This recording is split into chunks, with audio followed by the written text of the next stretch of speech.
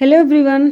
आज का जो हमारा लेक्चर है वो थर्ड लेक्चर एक्सक्रीशन का है और आज के इस लेक्चर का जो हमारा फर्स्ट टॉपिक है वो है ब्लड सप्लाई अराउंड किडनी, यानी किडनी के चारों तरफ ब्लड का सप्लाई कैसे होता है। ठीक है, देखिए ब्लड जो होता है हमारे हार्ट से होता हुआ कहाँ जाता है, बॉडी के सारे ऑर्गन्स में भेज दिया जाता है और किसके द्वारा जाता है, एओर्टा के द्वारा। ठीक है, एओर्टा को कहते हैं हिंदी में महाधमनी।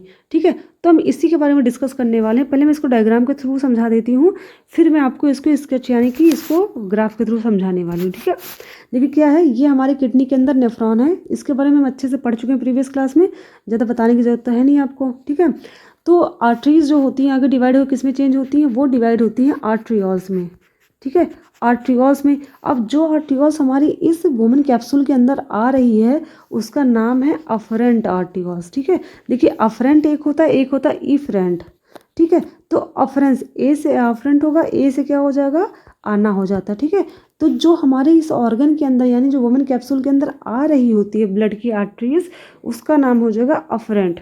ठीक है, तो ये जो अफरेंट आर्टरीज होती है वो क्या करेगा, इसके अंदर यानी वुमेन कैप्सूल के अंदर आता है और यहाँ पर कैपलरी जो होती है कैपलरीज में चेंज हो जाएगी और ये कैपलरी जो होती है उसका नाम होता है ग्लोमेरुलस। ग्लोमेरुलस क्या होता है, ब्लड कैपलरी का गुच्छनुमा स्ट्रक्चर होता है जो कि इस वुमेन कैप्सूल के अंदर प्रेजेंट होता है। ठीक है, और इसी वुमेन कैप्सूल के अंदर क्या होगी, फिल्ट्रेशन की प्रोसेस होगी जो कि आगे हम बहुत अच्छे से डिस्कस करने वाले हैं। ठीक, और फिल्ट्रेशन होने के बाद आपको पता होगी यहाँ पर जो ट्यूब होती है इसका नाम क्या था, इफरेंट आर्ट्रियोल्स था और इसकी ट्यूब कैसी होती है, पतली होती है। ठीक है, अभी ट्यूब पतली है तो जाहिर सी बात है यहाँ पर जो ब्लड भरा है बहुत ज़्यादा है, तो इससे बाहर निकलने वाली ट्यूब अगर पतली होगी तो इसकी वजह से वुमेन कैप्सूल के अंदर एक प्रेशर जनरेट होता है। ठीक है, इसी प्रेशर की वजह से क्या होगा, फिल्ट्रेशन की प्रोसेस होती है।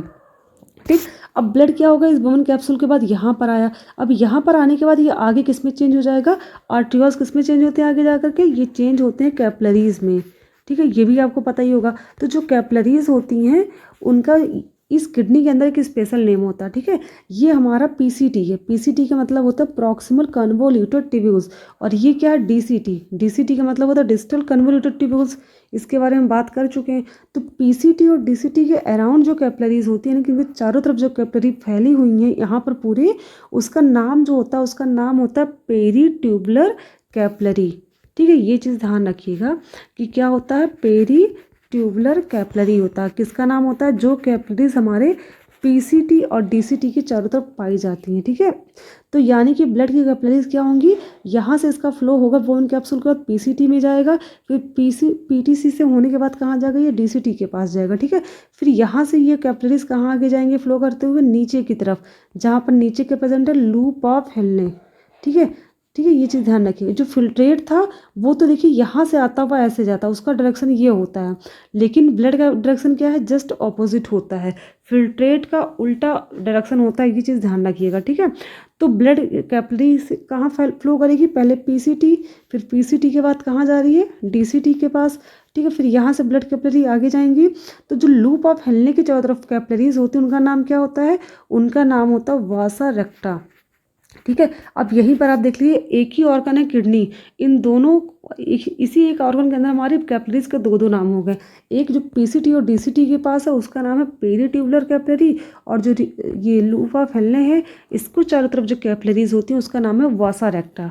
ठीक है, तो ये ब्लड कहाँ जाएगा, ये ऐसे फ्लो करता हुआ यहाँ से होते हुए आगे जाएगा। ठीक है, उसके बाद ये कैपलरीज जो होंगी आगे कनेक्ट होकर के क्या बना लेंगी, ये देखिए आगे सब जुड़ गई ना आपस में, और क्या बना लेती है, वेन्यूल्स में चेंज हो जाती है। किस में हो जाएगी, वेन्यूल्स में।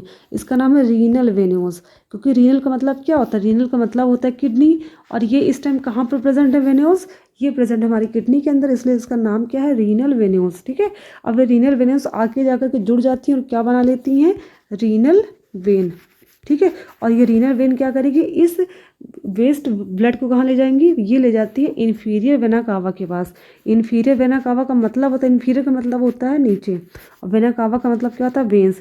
यानी कि इन्फीरियर वेना कावा जो होती है उसमें कौन सी ब्लड आ गई, डीऑक्सीजनेटेड ब्लड आ गई, और ये ब्लड कहाँ जाएगा, हमारे हार्ट के अंदर फिर से पहुँच जाएगा। ठीक है, तो ऐसे जो होता है ब्लड का सप्लाई होता है हमारे किडनी के अंदर। अब एक बार जरा फिर से इसको रिवाइज कर लेते हैं। ब्लड पहले कहाँ हुआ, हार्ट से हमारे एओर्टा के थ्रू बॉडी के ऑर्गन्स तक भेजा जाता है। तो किडनी के पास कैसे जाएगा, रीनल आर्टरी के द्वारा जाएगा, फिर आके जाकर ये अफरेंट आर्टरियोल्स में डिवाइड हो जाएगा, फिर अफरेंट आर्टरियोल्स से ब्लड कहाँ जाता है, ग्लोमेरुलस के अंदर जाएगा, ग्लोमेरुलस से ब्लड बाहर निकलता है किसके द्वारा, इफरेंट आर्टरियोल्स के द्वारा, फिर इफरेंट आर्टरियोल्स से ब्लड जो होगा वो कहाँ जाएगा, ये आगे डिवाइड हो जाएगा आर्टरियोल्स और चेंज होगा कैपिलरीज में, ठीक है। और जो कैपिलरीज पीसीटी और डीसीटी के चारों तरफ होती है, यानी कि proximal convoluted tubules, distal convoluted tubules, उसका नाम होता है पेरीट्यूबुलर कैपिलरीज। फिर यहाँ से ब्लड कहाँ जाएगा, ब्लड कैपिलरीज आगे जाती हैं लूप ऑफ हेनले के चारों तरफ। तो लूप ऑफ हेनले के चारों तरफ जो कैपिलरीज होती हैं उनका नाम होता है वासा रेक्टा, ठीक है। फिर यहाँ से ब्लड कैपिलरीज क्या होंगी, जुड़ जाएंगे आपस में और बना लेती वेन्यूल्स, जिसका नाम होता है रीनल वेन्यूल्स, ठीक। और रीनल वेन्यूल्स आगे जाकर किस में चेंज हो जाती है, वेन्स में, जिसका नाम होता है रीनल वेन्स। अब रीनल वेन से ब्लड कहाँ पहुँच जाएगा, इन्फीरियर वेना कावा में, ठीक है। यानी कि बॉडी के जो निचले ऑर्गन होते हैं उनसे ब्लड को हार्ट तक कौन लाता है, इन्फीरियर वेना कावा लाती है। अब ब्लड कहाँ पहुँच जाएगा, इन्फीरियर वेना कावा से पहुँच जाएगा हमारे हार्ट में फिर से दोबारा, ठीक है। तो ये ब्लड का सप्लाई हो गया किडनी के चारों तरफ, हमने इसको अच्छे से पढ़ लिया। अब जो हमारा सबसे इम्पॉर्टेंट टॉपिक है आज का वो है फिजियोलॉजी ऑफ एक्सक्रीशन, यानी कि हम लोग पढ़ने वाले हैं एक्सक्रीशन की फिजियोलॉजी के बारे में। तो इसमें इसके मेन फिजियोलॉजी होती है एक्सक्रीशन की। पहला तो है फॉर्मेशन ऑफ यूरिया, दूसरा है फॉर्मेशन ऑफ यूरिन। तो यूरिया का फॉर्मेशन जानते हैं कहाँ पर होता है, हमारे लीवर के अंदर होता है, ठीक है। तो लीवर के अंदर होता है यूरिया का फॉर्मेशन और इस फॉर्मेशन को कहते हैं यूरिया साइकिल या फिर इसी को कहते हैं क्रेब्स साइकिल। सॉरी स्पेलिंग यहाँ पर गलत हो गई है, क्रेब्स, ठीक है, क्रेब्स हैंसलेट साइकिल भी कहते हैं और इसी को कहते हैं ऑर्निथीन साइकिल भी कहा जाता है। ये साइकिल अगर कहाँ पर होती, ये होती है हिपैटोसाइट सेल ऑफ लीवर। तो हिपैटोसाइट का मतलब हो जाएगा जो लीवर की सेल्स होती है, हिपैटो मतलब होता है लीवर, ठीक है। साइंस में आपको टर्म्स याद होने चाहिए। रीनल का मतलब किडनी होता है, पल्मोनरी का मतलब लंग्स होता है और हिपैटो मतलब होता है लीवर और साइट्स मतलब क्या होता है, सेल। तो यानी कि जो सेल्स हमारे लीवर के अंदर होती हैं उनको कहते हैं हिपैटोसाइट सेल। और इन हिपैटोसाइट सेल्स के अंदर माइटोकॉन्ड्रिया साइटोप्लाज्म के अंदर ही क्या होता है, यूरिया की ये साइकिल्स पाई जाती है। यानी कि ये साइकिल जो होती है यूरिया के बनने की साइकिल वो हमारे हिपैटोसाइट सेल के माइटोकॉन्ड्रिया और साइटोप्लाज्म में ही होती है, ठीक है। ये चीज़ को ध्यान में रखिएगा, ठीक है। तो माइटोकॉन्ड्रिया और साइटोप्लाज्म का एक फॉर्मेशन यानी कि जो एक फंक्शन होता है, एक आपको ये भी पता चल गया कि इसके अंदर यूरिया का फॉर्मेशन होता है, ठीक है। लेकिन सिर्फ लीवर के हिपैटोसाइट सेल में, बॉडी के बाकी सेल्स के अंदर नहीं होता, ठीक। और ये चीज़ और एक इम्पॉर्टेंट चीज़ है कि हिपैटिक वेन के अंदर ही क्या होता है, यूरिया का मैक्सिमम अमाउंट प्रेजेंट होता है, ठीक है। वेन्स का मतलब होता है जो ब्लड क्या करती हैं, हमारे ऑर्गन से कलेक्ट करते हैं और कहाँ ले जाते हैं, हमारे हार्ट तक ले जाने का काम करते हैं, उनको कहते हैं वेन्स, ठीक है। और जो वेन्स हमारे लीवर से निकलती हैं उनको बोलते हैं हिपैटिक वेन्स। यानी कि लीवर से जो, जैसे लीवर का हमारे स्ट्रक्चर ऐसे कुछ बना होता है ना, तो लीवर का जो यहाँ से वेन्स निकलती हैं उनको कहते हैं हिपैटिक वेन्स। उन वेन्स में क्या होता है, यूरिया का सबसे ज़्यादा अमाउंट प्रेजेंट होता है, ठीक है। तो ये क्वेश्चन भी बन सकता है कि यूरिया किस में होगी, हिपैटिक वेन में होगी कि हिपैटिक आर्टरीज में होगी। तो आर्टरीज में तो होगी नहीं, क्योंकि आर्टरी जो होती है वो ब्लड को हमेशा हार्ट से ले जाकर के ऑर्गन तक पहुंचाती है, ठीक है। तो ऑर्गन में ले आ रही ब्लड, तो जाहिर सी बात है हार्ट से ला रही ब्लड, तो हार्ट में तो O2 होता है, वेस्ट तो होते नहीं हम, ठीक है। वेस्ट होते का हमारे ऑर्गन में होते हैं और ऑर्गन से ब्लड हार्ट तक ले कौन जाते हैं, वो वेन्स ले जाती हैं, ठीक है। तो इस वजह से जो यूरिया होगा वो किसके अंदर होगा, हिपैटिक वेन के अंदर होगा। इस चीज़ को ध्यान में रखिएगा। अब आते हैं हमारे मेन पॉइंट पे जिसका नाम है फॉर्मेशन ऑफ यूरिया, जो कि सबसे इंपॉर्टेंट टॉपिक है आज का। देखिए फॉर्मेशन ऑफ यूरिया जो, इसको एक चीज़ और याद, मतलब आप इसमें हेडिंग ऐड कर लीजिएगा कि फंक्शन ऑफ किडनी, हमारी किडनी के जो फंक्शंस होते हैं वही जो होते हैं वही यूरिया का फॉर्मेशन होता है, दोनों तो एक ही तरह का है, ठीक है। क्योंकि किडनी हमारा जो काम करती है उस काम करने के बाद ही क्या होता है, यूरिन का फॉर्मेशन होता है हमारी किडनी के अंदर। तो हम देखते हैं यूरिन का फॉर्मेशन कहाँ होता है, हमारे किडनी के अंदर होता है। कैसे होगा, इनमें फॉलोइंग स्टेप्स होते हैं। पहला है अल्ट्राफिल्ट्रेशन, दूसरा है रीअब्जॉर्प्शन, तीसरा है ट्यूबुलर सिक्रीशन। मैं तीनों को डायग्राम के थ्रू भी समझाऊंगी और थ्योरी के माध्यम से भी अच्छे से क्लियर कर दूंगी, ठीक है। तो पहले मैं डायग्राम से समझाती हूँ उसको। तो पहले हम जानेंगे किसके बारे में, अल्ट्राफिल्ट्रेशन के बारे में क्या होता है, उसके बाद हम बात आएंगे इस थ्योरी पर। अब देखिए ये डायग्राम आपको दिख रहा होगा, ये वोमन कैप्सूल है पूरा, ठीक है। ये वोमन कैप्सूल है, ये ग्लोमेरुलस है, ये अफरेंट आर्टियोल्स है, ये इफरेंट आर्टियोल्स है। इसके बारे में कल हमने ये डायग्राम देखा था ना। अब देखो क्या होता है, ये ब्लड जब यहाँ पर आता है तो क्या होगा, ये जो अफरेंट आर्टिकल्स होती है बहुत ब्रॉड होती है, बहुत चौड़ी होती है। तो इससे क्या होगा, बहुत ज़्यादा अमाउंट ऑफ ब्लड आ जाएगा, इस ग्लोमेरुलस के अंदर बहुत सारा ब्लड आ जाता है, बहुत ज़्यादा ब्लड इसके अंदर भर जाएगा। अब लेकिन जब यहाँ से जाने वाला जो रास्ता होता है, इफरेंट आर्टिकल जो होता है, वो बहुत पतली नली होती है, जिस वजह से क्या होगा, यहाँ पर एक प्रेशर जनरेट होने लगेगा इस जगह पर। ठीक है, इन दोनों नली के बीच में क्या होगा, अब इसके अंदर ब्लड बहुत भर गया है, लेकिन इससे निकलने का जो रास्ता बहुत पतला है, तो इस वजह से क्या होगा, एक प्रेशर जनरेट होगा यहाँ पर। ठीक है, प्रेशर जनरेट होगा। उस प्रेशर जनरेट होने की वजह से क्या होगा, यहाँ पर फिल्ट्रेशन की प्रोसेस होती है। ठीक है, तो एक चीज़ ध्यान रखिएगा, अगर फिल्ट्रेशन की प्रोसेस हाई प्रेशर पर हो रही है तो उसको कहते हैं अल्ट्रा फिल्ट्रेशन। ठीक है, यानी कि अल्ट्रा फिल्ट्रेशन का मतलब हो गया हाई प्रेशर पर होने वाला फिल्ट्रेशन। ठीक है, तो यहाँ पर ऐसे फिल्ट्रेशन की प्रोसेस हो जाती है। ठीक है, इसको हमने जान लिया। अब देखो फिल्ट्रेशन में फिल्ट्रेशन होगा किसका किसका, फिल्ट्रेशन किसी भी चीज़ का हो जाएगा, जो भी इससे फिल्टर हो सकती है, यहाँ पर सब कुछ फिल्टर हो जाना है। ठीक है, ये नहीं कि इंपॉर्टेंट चीज़ होगी वेस्ट चीज़ नहीं होगी, ऐसा कुछ नहीं है। जो भी चीज़ फिल्टर यहाँ से हो सकती है वो सब कुछ यहाँ पर फिल्टर हो जाएगी। सबसे मेन चीज़ देखिए यहाँ पर क्या क्या होता है, एक तो यूरिक एसिड होता है। ठीक है, दूसरा क्या होता है, एक होता है यूरिया, इसमें होता है फिल्टर। और इसमें सॉल्ट्स जो होते हैं, सोडियम सॉल्ट हो गया, पोटेशियम हो गया, कैल्शियम हो गया, ये सब भी क्या होते हैं यहाँ पर फिल्टर हो जाते हैं। ग्लूकोज का भी फिल्ट्रेशन हो जाता है। ग्लूकोज हमारे ब्लड में होता है ना, यूरिन में तो ग्लूकोज प्रेजेंट नहीं होता है। ठीक है, तो ग्लूकोज का भी फिल्ट्रेशन यहाँ पर हो जाएगा। जो मिनरल्स होते हैं, वाइटमिन्स होते हैं, ये सब भी यहाँ पर फिल्टर्ड हो जाएंगे। वाटर का भी फिल्ट्रेशन हो जाता है। ठीक है, तो जो ग्लोमेरुलस, यानी कि जो ग्लोमेरुलस का मतलब ही क्या होता है, ब्लड का गुच्छा। तो ब्लड कैपिलरी के जो गुच्छे से ब्लड यहाँ पर फिल्टर होकर के आता है, उसको बोलते हैं ग्लोमेरुलर फिल्ट्रेट। क्या कहते हैं इसको, ग्लोमेरुलर फिल्ट्रेट कहेंगे। ये चीज़ ध्यान में रखिएगा। ठीक है, इसका नाम यहाँ पर यूरिन नहीं कहेंगे अभी हम, क्योंकि यूरिन तो वेस्ट होता है ना। यहाँ पर अभी बहुत सारी इंपॉर्टेंट चीज़ें हैं जो आके उसको रीअब्जॉर्ब करनी है हमारे ब्लड को। ठीक है, तो ये ग्लोमेरुलर फिल्ट्रेट यहाँ पर फिल हो जाता है किसके अंदर, ये जो हमारा वुमेन कैप्सूल के अंदर ये खाली स्थान है, इस खाली स्थान का नाम क्या है, कैप्सुलर स्पेस। याद रखिएगा, जो वुमेन कैप्सूल का खाली स्थान है जहाँ पर हमारा फिल्ट्रेट फिल हो रहा है, भर जा रहा है, उसको कहते हैं कैप्सुलर स्पेस कहा जाता है। ठीक है, तो इस कैप्सुलर स्पेस के अंदर हमारा ग्लोमेरुलर फिल्ट्रेट आकर के भर जाएगा। ठीक, तो 1 मिनट में कितना आता है, 1 मिनट में कितना ग्लोमेरुलर फिल्ट्रेट फिल्टर होगा, 125 ml। ठीक है, याद रखिएगा, यानी कि 1 मिनट के अंदर हमारी वुमेन कैप्सूल के अंदर 125 ml ग्लोमेरुलर फिल्ट्रेट आकर के भर जाते हैं। तो इस तरह से अगर हम काउंट करें तो 180 लीटर के आसपास एक दिन में ग्लोमेरुलर फिल्ट्रेट यहाँ पर आता है फिल्टर होकर।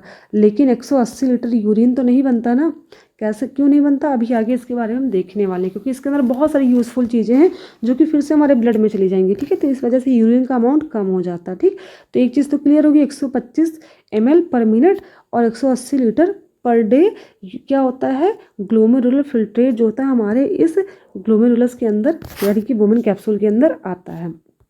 ठीक है, ये सब चीज़ें हमने अच्छे से क्लियर कर ली, देख ली। बस एक चीज़ और ध्यान रखना, जो ब्लड इसके अंदर होता है, इस ब्लड कैपिलरी के अंदर, उसमें से क्या फिल्टर होता है हमने देख लिया, लेकिन क्या नहीं फिल्टर हुई हो ये भी जान लेते हैं। जो इसके अंदर ब्लड सेल्स होती है, ब्लड सेल्स आपको पता ही होगा, RBC, WBC एंड प्लेटलेट्स, तो वो फिल्टर नहीं होंगे। दूसरी चीज़, जो ब्लड प्लाज्मा के अंदर प्रोटीन्स होते हैं, कौन कौन से प्रोटीन्स होते हैं, ग्लोबुलिन होता है, एल्ब्यूमिन होता है, फाइब्रिनोजेंस वगैरह होते हैं ना, तो ये प्रोटीन्स भी फिल्टर नहीं होने वाले हैं। जो जो फिल्टर होंगे हमने बात कर ली, जो नहीं होंगे वो भी हमने बात कर ली। ठीक है, और इस फिल्ट्रेशन में हमारी कुछ मेम्ब्रेन बहुत इंपॉर्टेंट होती हैं। ये जो ब्लड कैपिलरी होती है, यानी जो ग्लोमेरुलस के चारों तरफ कैपिलरीज, मतलब यानी कि जो वॉल होती है वो बहुत थिन यानी बहुत पतली वॉल होती है, ताकि क्या हो, यहाँ फिल्ट्रेशन ईजिली हो सके। वो वॉल जो होती है स्क्वैमस एपिथेलियल की बनी होती है। ठीक है, जिसको कहते हैं एंडोथेलियम सेल। ठीक है, याद रखिएगा। और ये तो आपको पता है वो पोडोसाइट्स हैं। ठीक है, ये भी पता होगा। और यहाँ पर क्या होता है, बेसमेंट मेम्ब्रेन भी पाई जाती हैं। ठीक है, तो ये हमने अल्ट्रा फिल्ट्रेशन के बारे में थोड़ा सा जान लिया। अब जरा इसको थ्योरी के माध्यम से रिवाइज कर लेते हैं।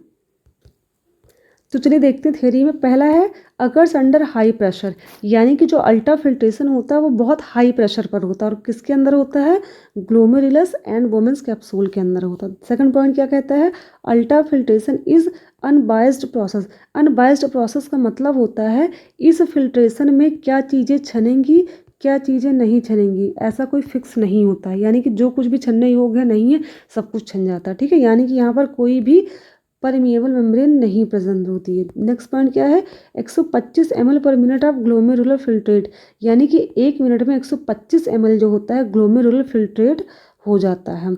नेक्स्ट पॉइंट है glomerular filtrate rate 180 litre per day, यानी कि एक दिन में 180 लीटर जो होता है ग्लोमेरुलर फिल्ट्रेट निकलता है। Blood in kidney 20% that is 1/5 of all blood that is 1100 to 1200 ml। अब इसका मतलब क्या है? इसका मतलब ये है, देखिए हमारा हार्ट जो होता है वो एक दिन में यानी कि 24 घंटे में कितना ब्लड पंप करता है? 5 से 6 लीटर ब्लड पंप करता है, ठीक है। यानी कि हमारी बॉडी में 5 से 6 लीटर ब्लड, सॉरी 5 पंप नहीं करता, सॉरी हमारे ब्लड बॉडी में पूरे 5 से 6 लीटर ब्लड क्या होते पाए जाते हैं, ठीक है। तो ये जो 5 से 6 लीटर ब्लड हमारे बॉडी में पाया जाता है, ये ब्लड जो होता है उसका सिर्फ 20%। अब 5 से 6 लीटर का 20% कितना हो जाएगा? 1/6 ही तो होगा, लगभग क्या होता है 1.2 से 1.3 लीटर की बात कर रहा है, यानी कि ठीक है। तो हमारे बॉडी में टोटल जितना ब्लड होता है यानी कि 5 से 6 लीटर ब्लड जो होता है उसका सिर्फ 20% यानी कि 1100 से 1200 ml बोल दें, या ये 1.1 से 1.2 लीटर ब्लड जो होता है वही सिर्फ किडनी के पास आता है फिल्टर होने के लिए, ठीक है। ये चीज़ क्लियर रखिएगा अपने माइंड में, यानी कि पूरा का पूरा ब्लड हमारे किडनी में नहीं आता है फिल्टर होने के लिए। फिर नेक्स्ट पॉइंट थोड़ा सा जान लेते हैं इसके बारे में। NFP क्या होता है? NFP का मतलब होता है नेट फिल्ट्रेशन प्रोसेस, ठीक है। तो जिस प्रेशर पर हमारा अल्ट्रा फिल्ट्रेशन हो रहा होता है उसको कहते हैं नेट फिल्ट्रेशन प्रोसेस, ठीक है। या फिर इसको कहते हैं इफेक्टिव फिल्ट्रेशन प्रेशर, ठीक है। इफेक्टिव फिल्ट्रेशन प्रेशर भी इसको कहा जाता है और इसी को नेट फिल्ट्रेशन प्रेशर भी कहा जाता है, जिस प्रेशर के ऊपर हमारा अल्ट्रा फिल्ट्रेशन हो रहा है। और जिस प्रेशर पे ये अल्ट्रा फिल्ट्रेशन होता है उसकी वैल्यू कितनी होती है? 10 से 20 mm ऑफ Hg होती है। इससे ज़्यादा अगर प्रेशर बढ़ गया, यानी कि अगर हमारे ब्लड का प्रेशर लगभग कितना बहुत ज़्यादा इंक्रीज़ कर गया, तो EFP यानी कि इफेक्टिव फिल्ट्रेशन प्रेशर जो होता है वो भी इंक्रीज कर जाएगा। अब जैसे ही इंक्रीज़ करेगा, आपको पता होगा कैपिलरीज की वॉल जो होती है बहुत पतली होती हैं, जिसकी वजह से ये वॉल जो होंगी ब्लड की कैपिलरीज की वॉल क्या हो जाएंगी? रप्चर्ड हो जाएंगी, यानी कि फटने लगेंगी, जिसकी वजह से फिल्ट्रेशन की प्रोसेस सही से नहीं हो पाएगी और हमारी किडनी क्या हो जाएगी? काम करना सही से बंद कर देगी, ठीक है। यानी कि किडनी फेल्योर हो जाएगी, ठीक है। तो हमने जो हमारे यूरिन फॉर्मेशन का फर्स्ट स्टेप था दैट इज़ हम लोगों ने किडनी का पहला फंक्शन जो था वो ख़त्म कर लिया। अब सेकंड कौन सा है? रीअब्जॉर्प्शन है। तो रीअब्जॉर्प्शन का मतलब क्या होता है वो पता करो। रीअब्जॉर्प्शन का मतलब होता है पुनः अवशोषण, यानी कि जो फिल्ट्रेशन हुआ है उसमें क्या है यूज़फुल चीज़ें भी आ चुकी हैं ना, तो उन यूज़फुल चीज़ों को फिर से ब्लड में अवशोषित करने की जो प्रोसेस होती है उसी को कहते हैं रीअब्जॉर्प्शन। कैसे होगा पहले हम इसको डायग्राम से बताते हैं, फिर आपको इस थ्योरी पर आते हैं, ठीक है, लेकर के। अब देखिए डायग्राम आपको दिख रहा होगा। अब यहाँ पर क्या होगा? फिल्ट्रेशन, अल्ट्रा फिल्ट्रेशन जो यहाँ पर आकर हो गया ना। अब यहाँ से बोमन कैप्सूल के बाद जो होती है ट्यूब निकलती है, उसका नाम आपको पता होगा क्या होगा? इसका नाम है PCT, ठीक है। और ये क्या है? ये हमारा DCT है और ये क्या है? लूप ऑफ हिनले है, ठीक है। ये चीज़ तो क्लियर है आपको, ठीक है। तो जो फिल्ट्रेट है, ग्लोमेरुलर फिल्ट्रेट है, वो यहाँ से होता हुआ कहाँ जाएगा? PCT में जाएगा, ठीक है। अब इस PCT के चारों तरफ क्या होती है? ब्लड कैपिलरीज प्रेजेंट होती हैं। इस ब्लड कैपिलरीज का नाम क्या होता है? पेरीट्यूबुलर कैपिलरीज, ठीक है। अब आपको एक चीज़ पता होगी कि PCT के अंदर जो हमारी फिल्ट्रेट बह रहे हैं उसके अंदर यूज़फुल चीज़ें भी प्रेजेंट हैं, ठीक है।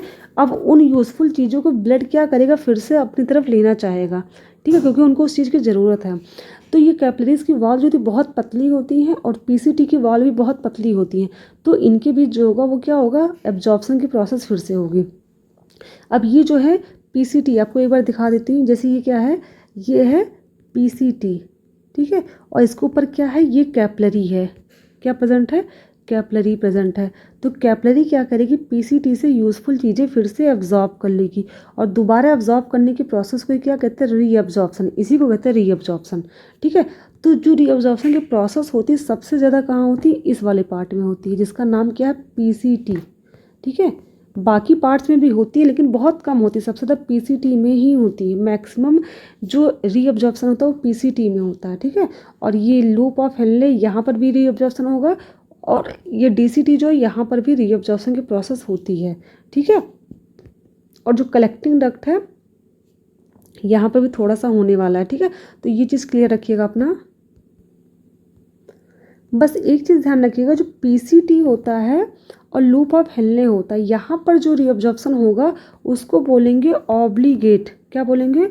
Obligate reabsorption. ऑब्लिगेट का मतलब होता है कि जो चीज़ ज़रूरी हो, यहाँ पर रीअब्जॉर्प्शन कन्फर्म है, 100 में 100% होना ही होना है।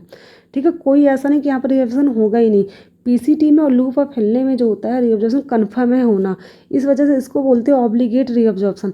लेकिन जो डीसीटी होता है और कलेक्टिंग डक्ट होता है, यहाँ पर रीअब्जॉर्प्शन तब होगा जब इन दोनों जगहों पर रीअब्जॉर्प्शन पूरी तरीके से कन्फर्म मतलब कम्प्लीटली नहीं हो पाएगा। जो चीज़ें रीअब्जॉर्ब होनी बच जाती हैं तो वो कहाँ पर होंगी ऑब्जॉर्व, वो रीअब्जॉर्ब होती है हमारे डीसीटी और सीटी यानी कलेक्टिंग डक्ट के अंदर। ठीक है, तो इस वजह से इसको बोलते हैं फैकल्टेटिव रीअब्जॉर्प्शन। तो एक चीज़ तो क्लियर हो गया ना कि पीसीटी में और लूप ऑफ हिलने में जो रीअब्जॉर्प्शन होता है उसको बोलते हैं ऑब्लिगेट क्या बोलते हैं, ऑब्लिगेट रीअब्जॉर्प्शन। ऑब्लिगेट का मतलब होता है अविकल्पी। ठीक है, यानी कि यहाँ पर रीअब्जॉर्प्शन के अलावा कोई विकल्प नहीं है, यहाँ पर होना 100% श्योर है। ठीक है, लेकिन जो ये डीसीटी होता है और कलेक्टिंग डक्ट होता है, यहाँ पर रीअब्जॉर्प्शन तभी होगा जब इन दोनों जगहों पर रीअब्जॉर्प्शन की प्रक्रिया पूरी तरीके से कंप्लीट ना हो जाए। यानी कोई चीज़ अगर बच गई है हमारे फिल्ट्रेट के अंदर जो एब्जॉर्ब होनी बाकी है दोबारा से, तब जाकर के डीसीटी और सीडी के अंदर दोबारा से क्या होगा, रीअब्जॉर्प्शन होगा। इस वजह से इसको बोलते हैं फैकल्टेटिव। फैकल्टेटिव का मतलब होता है ज़रूरत पड़ने पर ही यहाँ पर क्या होगा, रीअब्जॉर्प्शन की प्रक्रिया होगी, अदरवाइज नहीं होगी। ठीक है, तो एक चीज़ तो क्लियर होगी कैसे होनी है। और एक चीज़ ध्यान रखिएगा, जो फिल्ट्रेट होता है उसका फ्लो कैसे होगा, यहाँ से फ्लो हो रहा है ऐसे ऐसे डीसीटी से होता हुआ कहाँ जाएगा, ये डायरेक्शन होता है ना फ्लो का, ये होता है ऐसे ऐसे होता है ना, ऐसे जाता है फिर यहाँ जाएगा, फिर डीसीटी में जाएगा, फिर कलेक्टिंग डक्ट के अंदर आएगा। ये तो इसका डायरेक्शन होता है। लेकिन जो ब्लड का फ्लो है उसका डायरेक्शन कैसे होता है, थोड़ा कलर में चेंज कर देती हूँ। उसका डायरेक्शन जो होता है वो होता है ऐसे जाता है, फिर ऐसे डीसीटी से पीटीसी में जाता है, फिर यहाँ से होता है वो लूप ऑफ हिलने में आता है। यानी कि जस्ट अपोजिट आपको दिख रहा होगा ना, जो फिल्ट्रेट है और ब्लड है दोनों का डायरेक्शन क्या होता है, अपोजिट होता है। और इस अपोजिट डायरेक्शन की वजह से ही क्या होता है, रीअब्जॉर्प्शन वगैरह की प्रोसेस होती है। कैसे होगी भी इसको भी मैं बात करने वाली हूँ। ठीक है, तो एक चीज़ तो क्लियर होगी, रीअब्जॉर्प्शन क्या होता है हमने इसको समझ लिया डायग्राम के माध्यम से। अब आ जाते थ्योरी पर। अब देखिए क्या कहता है, absorption of useful substances from nephron. यानी कि नेफ्रॉन का मतलब यहाँ पर किससे, नेफ्रॉन का मतलब जो होता है डीसीटी पीसीटी कलेक्टिंग डक्ट और लूप ऑफ हिलने से है। ठीक है, यहाँ पर जो फिल्ट्रेट बह रहा होता है उसको दोबारा से, उसमें जो भी यूजफुल चीज़ें दोबारा से ब्लड में अब्जॉर्ब करने की जो प्रोसेस होती है उसी को कहते हैं रीअब्जॉर्प्शन।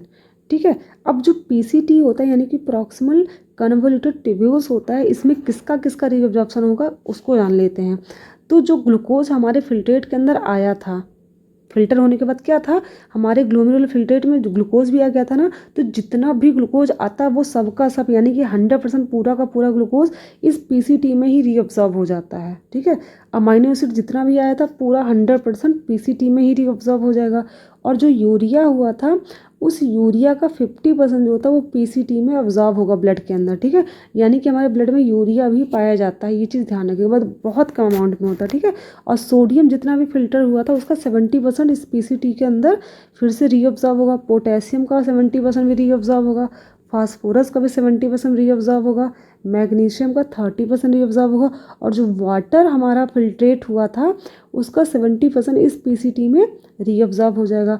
और कैल्शियम का लार्ज अमाउंट भी क्या होगा इसके अंदर एब्जॉर्ब होगा, कैल्शियम आयन भी होगा। ठीक है, यानी कि एक चीज़ तो क्लियर हो गई, इस पीसीटी के अंदर मैक्सिमम रीअब्जॉर्प्शन होता है। सबसे रीअब्जॉर्प्शन कहाँ होता है, हमारे इस पीसीटी के अंदर होता है। ठीक है, इस चीज़ को ध्यान में रखिएगा। और सबसे ज़्यादा होता क्यों है, क्योंकि यहाँ पर पाई जाती है ब्रश बॉर्डर। ठीक है, ब्रश बॉर्डर पाई जाती है और माइक्रोबिलाई पाए जाते हैं जो कि क्या करते हैं, अवशोषण का काम करते हैं। इस वजह से पीसीटी में क्या होता है, मैक्सिमम रीअब्जॉर्प्शन देखने को मिलता है। और एक चीज़ सबसे मेन चीज़ ये है कि अमाइनो एसिड और ग्लूकोज का 100% यानी कि पूरे तरीके से रीअब्जॉर्प्शन हमारे पीसीटी में ही कंप्लीट हो जाता है। ठीक है, ये चीज़ भी आप ध्यान रखिएगा। फिर आता है डीसीटी। डीसीटी में तो पता है रीअब्जॉर्प्शन तभी होता है जब पीसीटी और लूप ऑफ हिलने में रीअब्जॉर्प्शन बच जाता है, तब इसमें होता है। ठीक है, इसमें होता किस किस चीज़ का है, 5% सोडियम आयन का रीअब्जॉर्प्शन होता है, 8% कैल्शियम आयन का होता है और 5% मैग्नीशियम का होगा। ठीक है, फिर आता है डिसेंडिंग लिम्प ऑफ हिलने लूप। देखिए लूप ऑफ हिलने जो होता है असेंडिंग डिसेंडिंग 2 पार्ट में डिवाइड था ना, ऐसे डिवाइड था पूरा, ऐसे तो हम लोगों ने नाम रखा था ना, ये डिसेंडिंग वाला था, ये असेंडिंग वाला था। तो हम देखते क्या क्या होता है। तो डिसेंडिंग जो लूप ऑफ हेनले होता है उसमें वाटर का एब्जॉर्प्शनशिप होगा, जो कि टोटल 15%। 70% जो था यहाँ पर एब्जॉर्प्शन हुआ था, 15% यहाँ पर होगा, यानी कि टोटल 85% एब्जॉर्ब हो चुका। अभी कितना बचा है, सिर्फ 15% वाटर और रीअब्जॉर्ब होना बचा हुआ है। ठीक है, फिर क्या होगा, असेंडिंग लिम्फ ऑफ हेनले। ये असेंडिंग लिम्फ ऑफ हेलने में किसका किसका होता है रीअब्जॉर्प्शन, सोडियम का होता है 25%, पोटेशियम का 20%, कैल्शियम का 25%, मैग्नीशियम का 60% होता है। ठीक है, यानी कि सबसे ज़्यादा यहाँ पर मैग्नीशियम का रीअब्जॉर्प्शन होता है। फिर आता है कलेक्टिंग डक्ट। यहाँ पर किसका होता है, यहाँ पर सोडियम का 3% होता है, यूरिया का और वाटर का भी होता है, लेकिन यूरिया वाटर की जो वैल्यू होती है वेरिएबल होती है, यानी कि फिक्स वैल्यू नहीं होती है। ठीक है, जितना भी अमाउंट बच जाता है उतना ही यहाँ पर क्या होता है, वो हो जाता है, एब्जॉर्ब कर लिया जाता है। बाकी जो होता है यूरिया और वाटर क्या होता है, यूरिन के साथ बाहर निकल जाते हैं। ठीक है, यानी कि पूरा का पूरा यूरिया वाटर जो होता है एब्जॉर्ब नहीं होता, दोबारा से रीअब्जॉर्ब नहीं किया जाता, वो क्या होता है वेस्ट के साथ बाहर निकाल दिए जाते हैं। ठीक है, तो ये तो क्लियर हो गया रीअब्जॉर्प्शन कैसे होता है। और एक चीज़ यहाँ ये चीज़ भी ध्यान रखिएगा, रीअब्जॉर्प्शन अकर्स इन पीसीटी यानी कि proximal convoluted tubules and loop of Henle is called obligate reabsorption. Obligate मतलब होता है जिसका कोई विकल्प ना हो, यानी कि 100% इसमें रीअब्जॉर्प्शन होना कन्फर्म है। ठीक है, इन दोनों पार्ट्स में। फिर reabsorption occurs in collecting duct and DCT is called facultative reabsorption, यानी कि कलेक्टिंग डक्ट और डीसीटी को हम लोग फैकल्टेटिव रीअब्जॉर्प्शन भी कहते हैं, क्योंकि यहाँ पर रीअब्जॉर्प्शन तभी होगा जब इन दोनों पार्ट्स में रीअब्जॉर्प्शन के बाद कोई यूज़फुल चीज़ हमारे फिल्ट्रेट के अंदर बच जाती है तब होता है। ठीक है, यानी कि विकल्पी होता है। चलिए इसको हमने देख लिया। अब एक पॉइंट इसके अंदर ये भी आता है हमारे रीअब्जॉर्प्शन के अंदर, काउंटर करंट मैकेनिज्म। ठीक है, क्योंकि काउंटर करंट मैकेनिज्म जो होता है इसी के द्वारा जो होता है रीअब्जॉर्प्शन की प्रोसेस होती है। कैसे होती है, काउंटर करंट मैकेनिज्म जो होती है वो डिसेंडिंग लिम्फ ऑफ हेनले और असेंडिंग लिम्फ ऑफ हेनले के बीच में होती है। दूसरा जो है वो है between descending Vasa रेक्टा and ascending वासा रेक्टा। और तीसरा जो होता है between adjacent limb of Vasa रेक्टा and loop of Henle. मैं इसको डायग्राम के थ्रू समझाती हूँ कैसे इसमें क्या हो रहा है। तो जो काउंटर करंट मैकेनिज्म होती है वो लूप ऑफ हेनले जो होती है यहीं पर अकर होती है। ठीक है, बस एक बार इस डायग्राम को ये दिखा दूँ कि जो ब्लड कैपिलरीज होती है, ब्लड का जो फ्लो है, आपको डायरेक्शन क्या है, ये है डायरेक्शन। ठीक है, ब्लड का डायरेक्शन ये है, यहाँ से ब्लड जा रही, लेकिन जो यहाँ पर फिल्ट्रेट होता है उसका डायरेक्शन क्या होता है, उसका डायरेक्शन ये होता है, यानी कि इन दोनों का डायरेक्शन क्या होता है, ब्लड का और फिल्ट्रेट का डायरेक्शन क्या होता है, अपोजिट होता है। ठीक है, इस चीज़ को बस इस डायग्राम में दिखाना था। अब मैं वाटर करंट जो हमारा काउंटर करंट मैकेनिज्म है उसको मैं दूसरे डायग्राम में दिखाऊंगी। ठीक है, तो देखिए इस डायग्राम को ध्यान से, ये जो है ये पूरा अंदर का जो पार्ट दिख रहा है ये लूप ऑफ हेनले है। ठीक, और ये जो रेड कलर से दिख रहा है ये क्या है, ब्लड कैपिलरीज है। कौन सी ब्लड कैपिलरीज, वासा रेक्टा, जो कि लूप ऑफ हेनले के चारों तरफ पाई जाती हैं। ठीक है, जो हमारे ब्लड के अंदर जो फिल्ट्रेट आया था, यानी कि ग्लोमेरुलर फिल्ट्रेट जो होता है वो इस वाले पार्ट में है ना, ये आपको मुड़ा हुआ दिखा रहा है, ये तो पीसीटी है, इसको हमें नहीं देखना। ठीक है, तो पीसीटी से जो आता है नीचे की तरफ, ये इसका नाम जो है, इसका नाम है डिसेंडिंग, क्या नाम है इसका, डिसेंडिंग लूप ऑफ हेनले। और ये क्या है, ये ऊपर की तरफ जा रहा है, इसलिए इसका नाम क्या है, असेंडिंग लूप ऑफ हेनले। ठीक है, ये तो आपको क्लियर होगा। और ये क्या है, हमारी वासा रेक्टा है। ठीक है, अभी देखिए जो फिल्ट्रेट यहाँ पर आया होता है, ठीक है, फिल्ट्रेट का मतलब क्या है, जो ब्लड फिल्टर होकर वुमेन कैप्सूल के अंदर आता है वो क्या आता है, पहले पीसीटी में आता है। ठीक है, अब पीसीटी में क्या होता है, रीअब्जॉर्प्शन हो जाती है अच्छे से। रीअब्जॉर्प्शन होने के बाद हमारा ब्लड जो होता है उसका कंसंट्रेशन बहुत कम हो जाता है, क्योंकि इसके अंदर जितने भी आयंस थे मोस्टली जो होता है पीसीटी के अंदर रीअब्जॉर्ब कर लिए जाते हैं। ठीक है, तो कंसंट्रेशन जो होता है, कंसंट्रेशन मतलब जो होता है इसके अंदर जो सोल्यूट प्रेजेंट होते हैं हमारे फिल्ट्रेट के अंदर, वो मोस्टली चीज़ें अब्जॉर्ब कर ली जाती हैं। ठीक है, तो इसका कंसंट्रेशन बहुत कम होता है, कितने के आसपास हो जाता है, 300 के आसपास होता है। ठीक है, फिर वो थोड़ा सा अंदर जाएगा। ठीक है, जैसे अंदर जाएगा, इस जो हमारी लूप ऑफ हेनले होती है ये कौन सी है, डिसेंडिंग लूप ऑफ हेनले। ठीक है, डिसेंडिंग लूप ऑफ हेनले से क्या होगा, वाटर जो होगा ये हमारे इस वाले पार्ट में बाहर जाने लगा। ये जो पार्ट आपको दिख रहा है खाली, इसका नाम है इंटरस्टिशियल फ्लूइड। ठीक है, तो इंटरस्टिशियल फ्लूइड में क्या हो जाएगा, वाटर हमारे इस मतलब यहाँ से लूप ऑफ हिलने से बाहर जाने लगेगा। अब देखो इंटरस्टिशियल फ्लूइड क्या होता है, यहाँ पर जो कुछ भी हमने खाया होता है, जो भी हमने खाना खाया है डाइजेशन के बाद जो यहाँ पर चीज़ें आती हैं, ठीक है, वहाँ की बात ये कर रहा है। तो ये क्या होगा, यहाँ से ब्लड जो हमारा यहाँ फिल्ट्रेट है उसके अंदर जो वाटर प्रेजेंट होता है वो यहाँ पर जाने लगेगा। कहाँ पर? इंटरस्टिशियल फ्लूइड में जाने लगेगा। क्यों? क्योंकि इंटरस्टिशियल फ्लूइड जो होता है इसका कंसनट्रेशन ज़्यादा होता है, ठीक है, कंसनट्रेशन ज़्यादा है। और यहाँ पर जो हमारा फिल्ट्रेट है वो उसका कंसनट्रेशन क्या बहुत कम है। तो यहाँ से एक्स्ट्रा अमाउंट में वाटर जो है बाहर की तरफ निकलने लगेगा, ताकि इंटरस्टिशियल फ्लूइड क्या हो जाए, वो क्या हो जाए, थोड़ा सा इसका कंसनट्रेशन थोड़ा कम हो सके। और वैसे भी हमने बात की है ना कि जो वाटर होता है वो क्या होता है, लो से हमेशा क्या हो जाएगा, हाई की तरफ फ्लो करेगा। क्यों करता है? ऑस्मोसिस की वजह से करता है ना। तो यहाँ पर क्या होगा, वाटर जो होगा यहाँ से निकल करके इस इंटरस्टिशियल फ्लूइड के अंदर आएगा। अब जब यहाँ से वाटर निकलने लगेगा तो इसके अंदर क्या होगा, वाटर का लेवल कम हो जाएगा। लूप ऑफ हिलने में, डिसेंडिंग लूप ऑफ हिलने में क्या होगा, वाटर का लेवल धीरे धीरे कम होता जाएगा जैसे वो नीचे जाएगा फिल्ट्रेट।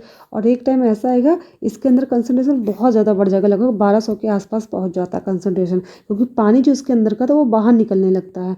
और जब पानी की मात्रा कम होगी तो सॉल्यूट की मात्रा बढ़ जाती है इसके अंदर, जिसकी वजह से कंसनट्रेशन कितना हो जाएगा, 1200 के आसपास पहुंच जाएगा। ठीक, अब इसका कंसनट्रेशन जब बढ़ जाएगा तो फिर से ये फिल्ट्रेट क्या करेगा, आगे की तरफ ये फ्लो करेगा, जिसका नाम क्या है, असेंडिंग लूप ऑफ हिलने। ठीक है, अब असेंडिंग लूप ऑफ हिलने के जब आगे जाएगा तो क्या करेगा, इसका कंसनट्रेशन बहुत ज़्यादा बढ़ चुका तो फिर से क्या करेगा, ये जो हमारे इंटरस्टिशियल फ्लूइड होते हैं इनसे फिर से वाटर अपनी तरफ खींचने लगेगा, यानी कि अब्जॉर्ब करने लगेगा। ठीक है, और प्लस इसके अंदर जितने भी आयंस होते हैं, कौन कौन से आयंस होते हैं, सोडियम हो गया, पोटेशियम हो गया, कैल्शियम होगा, इनको बाहर की तरफ निकालने लगेगा। ठीक है, क्यों निकालने लगता है, क्योंकि आपको एक चीज़ पता होगी, इसके अंदर कंसनट्रेशन भी बढ़ चुका। कंसनट्रेशन कम कैसे होगी, जब इसके अंदर सॉल्यूट कम होंगे। सॉल्यूट कौन कौन से, जो आयंस है, तो सोडियम पोटेशियम आयंस जो होंगे वो क्या होंगे, बाहर की तरफ निकाला जाएगा। ठीक है, तो एक चीज़ ध्यान रखिएगा, जब यहाँ से सोडियम आयन को बाहर की तरफ निकाला जाता है तो उसके लिए क्या पड़ती है, एनर्जी की जरूरत पड़ती है। ठीक है, इस वजह से सोडियम का लूप ऑफ हिलने, जो कि असेंडिंग लूप ऑफ हिलने है, यहाँ से बाहर निकलने की जो प्रोसेस होती है वो एक्टिव प्रोसेस होती है, क्योंकि सोडियम को बाहर निकालने के लिए किसकी जरूरत पड़ती है, ऊर्जा की आवश्यकता पड़ती है। ठीक है, तो ये चीज़ ध्यान रखिएगा, यहाँ पर क्या आयंस बाहर निकलते हैं ताकि कंसनट्रेशन कम हो सके। अब धीरे धीरे कंसनट्रेशन क्या हो रहा है, 400 होगा, फिर 300 फिर से पहुँच जाएगा। ठीक है, तो इस तरह कंसनट्रेशन घटता हुआ बढ़ता है किसके अंदर, लूप ऑफ हिलने के अंदर। ये डिसेंडिंग लूप ऑफ हिलने है, ये असेंडिंग लूप ऑफ हिलने है। ठीक है, ये हमने देख लिया। डिसेंडिंग लूप ऑफ हिलने में क्या था, वाटर के मॉलिक्यूल्स बाहर निकलते हैं। असेंडिंग लूप ऑफ हिलने में क्या है, सोडियम आयंस, पोटेशियम आयन और क्लोराइड आयंस के मॉलिक्यूल बाहर निकलते हैं। ठीक है, ये चीज़ हमने अच्छे से क्लियर कर ली। अब बात करते हैं हम लोग वासा रेक्टा, यानी कि ब्लड कैपिलरीज के अंदर कैसे क्या होता है, आयंस कैसे अंदर बाहर होते हैं, इसके बारे में देखते हैं लोग। ठीक, अब देखिए क्या होता है इस ब्लड के अंदर, जो ये ब्लड का फ्लो ये डायरेक्शन है, तो इसके यहाँ से हम लोग देखते हैं। इसको हमने यहाँ से देखा था क्योंकि ये फिल्ट्रेट का डायरेक्शन था, लेकिन यहाँ पर ब्लड का डायरेक्शन कैसे है, यहाँ से, तो हम यहाँ से देखेंगे। ठीक है, देखिए यहाँ पर जो ब्लड आता है वो उसका क्या होता है, वो बहुत डाइल्यूट होता है। 300 के आसपास उसकी वैल्यू होती है, कंसनट्रेशन की वैल्यू कितनी होती है, 300 के आसपास होती है। इसमें क्या होते हैं, अब क्या इंटरस्टिशियल फ्लूइड में क्या होते हैं, सोडियम है, पोटेशियम है, क्लोराइड आयन है। ठीक है, यहाँ से ये आयंस हमारे ब्लड के अंदर आएंगे। अब जब ब्लड के अंदर आयंस आएंगे, मीन सॉल्यूट आएंगे, तो ब्लड का कंसनट्रेशन धीरे धीरे बढ़ने लगता है। 300 से 4, 4 से 5, 6, 7, 9 होते होते 1200 तक यहाँ पहुँच जाता कंसनट्रेशन। क्यों, क्योंकि इसके अंदर आयंस आने लगे। आयंस आते ही क्या होगा, सॉल्यूट की मात्रा बढ़ गई तो कंसनट्रेशन भी बढ़ जाएगा। ठीक है, अब क्या कंसनट्रेशन कम करने के लिए क्या किया जाएगा, यहाँ पर जो इंटरस्टिशियल फ्लूइड होती है, यहाँ बहुत सारा वाटर आ चुका। कहाँ से आया है, यहाँ से भी हमने वाटर देखा था ना कैसे बाहर आया था, तो यहाँ पर वाटर की मात्रा बहुत ज़्यादा होती है, यहाँ पर कंसनट्रेशन बहुत ज़्यादा है। तो क्या होगा, इंटरस्टिशियल फ्लूइड से वाटर क्या कर लिया जाएगा, इस ब्लड कैपिलरीज में अब्जॉर्ब कर लिया जाएगा, यानी कि वासा रक्ता क्या करेगा, अपनी तरफ ब्लड को और वाटर को खींचेगा, जिससे क्या होगा, यहाँ पर जो आयंस तो वो तो उतने ही रहेंगे, लेकिन वाटर का लेवल बढ़ने की वजह से इसका डाइल्यूशन जो होगा वो थोड़ा बढ़ने लगेगा धीरे धीरे। कितना हो जाएगा, 1200 से 900 होगा, फिर 900 से 600, फिर 400, फिर एक टाइम आएगा 300 फिर से पहुँच जाएगा। ठीक है, तो इस तरह से इनका कंसनट्रेशन चेंज होता है, किसके अंदर, वासा रेक्टा के अंदर और लूप ऑफ हिलने के अंदर। इस तरह से क्या होता है, आयंस का एक्सचेंज इनमें लूप ऑफ हिलने के अंदर होता रहता है। ठीक है, बस एक चीज़ ध्यान रखिएगा, जब हमारे यहाँ पर जो लूप ऑफ हेलने है, असेंडिंग लूप ऑफ हेलने जो होती है, इससे जब सोडियम, पोटेशियम और क्लोराइड आयन बाहर निकलता है तो उसको निकालने के लिए एनर्जी की आवश्यकता पड़ती है। यानी कि असेंडिंग लूप ऑफ हेलने से जब आयंस निकलते हैं तो उसको एक्टिव प्रोसेस कहा जाता है, ठीक है। लेकिन जब ब्लड कैपिलरीज के अंदर ये potassium, sodium, chloride ion enter करते हैं तो उसके लिए उसको एनर्जी की जरूरत नहीं पड़ती है, ठीक है। तो ये होता है पैसिव प्रोसेस, ठीक है। तो ये हमारे ब्लड कैपिलरीज के अंदर आयंस का अंदर जाना पैसिव प्रोसेस है, लेकिन हमारे लूप ऑफ हेलने जो कि असेंडिंग लूप ऑफ हेलने, यहाँ से आयंस का बाहर निकलना जो है वो एक्टिव प्रोसेस है, ठीक है। ये चीज़ ध्यान में रखिएगा। तो ये डायग्राम से हमने समझ लिया, इसको थ्योरी से रिवाइज कर लेते हैं। अब देखिए काउंटर करंट मैकेनिज्म कहाँ कहाँ होती है। देखिए डिसेंडिंग लूप ऑफ हेलने और असेंडिंग लूप ऑफ हेलने में होती है। कैसे चेंज हुआ हमने देखा, 300 से 12, फिर 12 से फिर 300 हो गया। फिर दूसरा क्या है, दूसरा डिसेंडिंग वासर एक्टा और असेंडिंग वासर एक्टा, यानी कि जो ब्लड कैपिलरीज होती है उसमें कैसे चेंजेस आए उसको हमने देखा। और नेक्स्ट तीसरा क्या होता है, adjacent limb of vasa recta and loop of हेलने, ठीक है। तो लूप ऑफ हेलने और वासर एक्टा के बीच कैसे होता है एक्सचेंज, उसके बारे में भी हमने देख लिया, सब कुछ अच्छे से क्लियर कर लिया, ठीक है। फिर नेक्स्ट पॉइंट कहता है exchange of ions of salt and water due to counter current mechanism, यानी कि काउंटर करंट मैकेनिज्म की वजह से क्या होता है, वाटर का और आयंस का एक्सचेंज होता है, ठीक है। फिर आता है sodium, potassium, chloride ions from interstitial fluid, यानी कि जो आयंस होते हैं वो इंटरस्टिशियल फ्लूइड से कहाँ जाते हैं, फिल्ट्रेट में जाते हैं, फिर फिल्ट्रेट से इंटरस्टिशियल फ्लूइड में जाते हैं, फिर से कहाँ जाते हैं, फिर से ब्लड में जाते हैं, ठीक है। तो आयंस का जो मूवमेंट होता है वो फिल्ट्रेट से इंटरस्टिशियल फ्लूइड फिर ब्लड में हो जाता है। और जो वाटर होता है उसका मूवमेंट किधर होता है, वाटर तो हमारे फिल्ट्रेट में प्रेजेंट होता है, ये जाता है इंटरस्टिशियल फ्लूइड में, फिर वहाँ से हमारे फिर से ब्लड में आ जाता है, ठीक है। तो ये रीअब्जॉर्प्शन का थोड़ा सा हमने जो लूप ऑफ हेलने में है कि लूप ऑफ हेलने ब्लड ये आयंस का और वाटर का रीअब्जॉर्प्शन कैसे करता है, तो वो काउंटर करंट मैकेनिज्म के द्वारा करता है, ठीक है। ये हमने देख लिया कैसे होता है। और हाँ एक चीज़ ध्यान रखिएगा, जो रीअब्जॉर्प्शन की प्रोसेस होती है इसमें एक चीज़ ये क्लियर रखिएगा कि जो पीसीटी है, डीसीटी है, या फिर लूप ऑफ हेलने है, या फिर कलेक्टिंग डक्ट है, इन सब में दो चीज़ का जो एब्जॉर्प्शन है वो सब में हो रहा है। एक तो हमारा वाटर है, ठीक है, इसका हो रहा सबका, और दूसरा सोडियम है। ये देखिए मैं अंडरलाइन कर दे रही हूँ, सब में आपको दिख रहा होगा ये सोडियम भी है, ठीक है। और ये कलेक्टिंग डक्ट में भी क्या, सोडियम वाटर दोनों है। लूप ऑफ हेलने देखिए जो डिसेंडिंग वाला है उसमें वाटर का हो रहा है रीअब्जॉर्प्शन, और जो असेंडिंग है उसमें सोडियम का हो रहा है, ठीक है। यानी कि ये दो वाटर और सोडियम जो होता है इनका रीअब्जॉर्प्शन हमारे सभी जो नेफ्रॉन्स के पार्ट है उनमें सब में होता है, बाकी चीज़ों का नहीं होता, ठीक है। तो ये चीज़ थोड़ी इंपॉर्टेंट है, ध्यान रखिएगा। और बाकी ग्लूकोज का और अमाइनो एसिड का ध्यान रखने वाला है, ठीक है। तो हमने दो पॉइंट क्लियर कर लिए, यानी कि दो टॉपिक, दो स्टेप हमने खत्म कर लिए कि किडनी के दो स्टेप हमने पढ़ लिए कि कौन कौन से यूरिन फॉर्मेशन के स्टेप होते हैं। अब तीसरा पढ़ने वाले हैं, और सबसे मेन चीज़ हम तीसरा फंक्शन भी देखने वाले हैं किडनी का, कौन सा है, ट्यूबुलर सिक्रीशन। सिक्रीशन का मतलब देखिए क्या होता है, एक बार मैं डायग्राम के थ्रू समझा देती हूँ। देखिए यहाँ पर क्या थी, ये तो हमारी क्या हो गई, ये समझो हमारी हो गई नेफ्रॉन। नेफ्रॉन कौन सी, पीसीटी डीसीटी की बात हो गई। यहाँ पर ब्लड कैपिलरी प्रेजेंट थी ना ऊपर। अब ये जो नेफ्रॉन के अंदर फिल्ट्रेट था उसमें से यूज़फुल चीज़ें ब्लड के अंदर गई, जिसको हमने कहा रीअब्जॉर्प्शन, ठीक।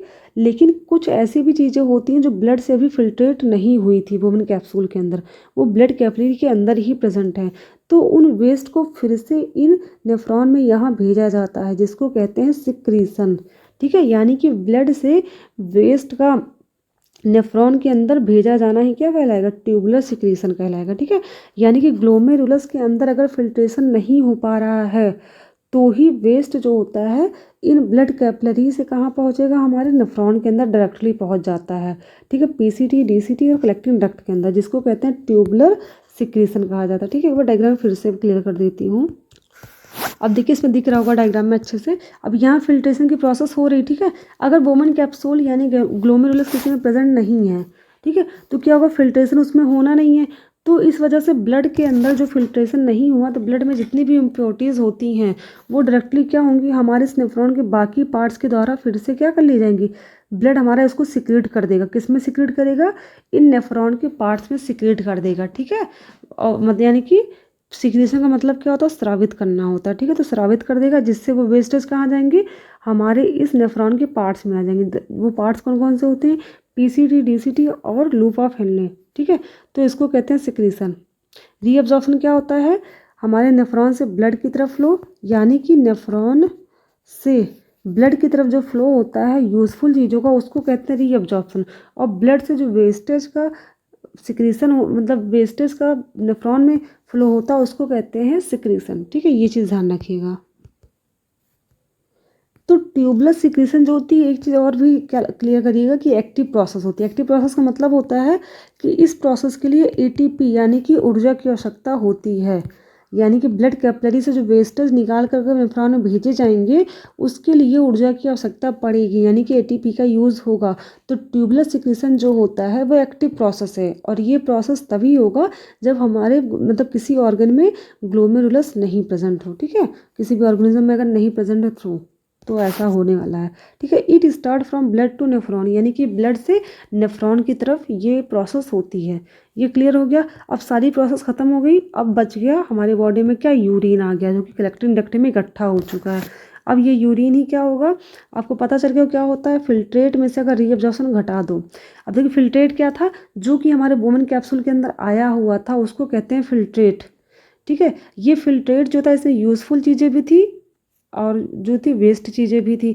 तो यूज़फुल चीज़ों को हमने रीअब्जॉर्ब कर लिया, मीन्स हमने उसको माइनस कर लिया। बचा क्या, जो भी बचा उसमें हम लोग सिक्रीशन मिला दें। सिक्रीशन का मतलब जो वेस्ट हमारे ब्लड से आया हुआ है, यानी कि फिल्ट्रेट में अगर हम सिक्रीशन मिला दें और रीअब्जॉर्प्शन का मतलब जो यूज़फुल चीज़ें घटा दें, तो जो बचेगा वही क्या हो जाएगा, हमारा यूरिन हो जाएगा। ठीक है, इस यूरिन में क्या क्या होता है, इस यूरिन में सबसे ज़्यादा जो होता है वो होता है वाटर। 95% वाटर होता है, 2.6% यूरिया होता है, और जो ऑर्गेनिक कंपोनेंट्स होते हैं कौन कौन से होते हैं, 0.3% यूरिक एसिड होते हैं। वैसे यूरिया भी जो है वो भी ऑर्गेनिक कंपोनेंट ही है। ठीक है, क्योंकि इसमें भी कार्बन प्रेजेंट होता है।